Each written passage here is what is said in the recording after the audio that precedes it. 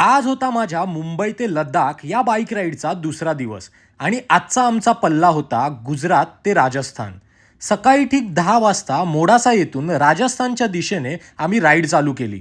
गुजरातचे ते खराब रस्ते तुडवत आम्ही महाराणा प्रतापांच्या पदस्पर्शाने पावन झालेल्या राजस्थान भूमीत पोचलो.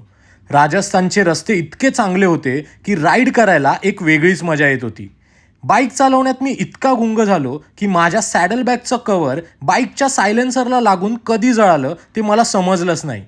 तिथूनच पुढे रस्त्यात आम्हाला ही भली मोठी भगवान शंकराची मूर्ती दिसली. ह्या जागेला नाथद्वारा बोलतात. तुम्ही जर मुंबईवरून लडाख राईड कराल तर ह्या मूर्तीचं दर्शन तुम्हाला सुद्धा होईल.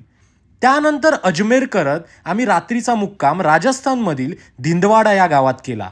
ह्या प्रवासाचा पूर्ण व्हिडिओ आपल्या यूट्यूब चॅनलवर तुम्हाला पाहायला मिळेल. चला तर मग भेटूया ह्याच सिरीजच्या तिसऱ्या भागात. धन्यवाद.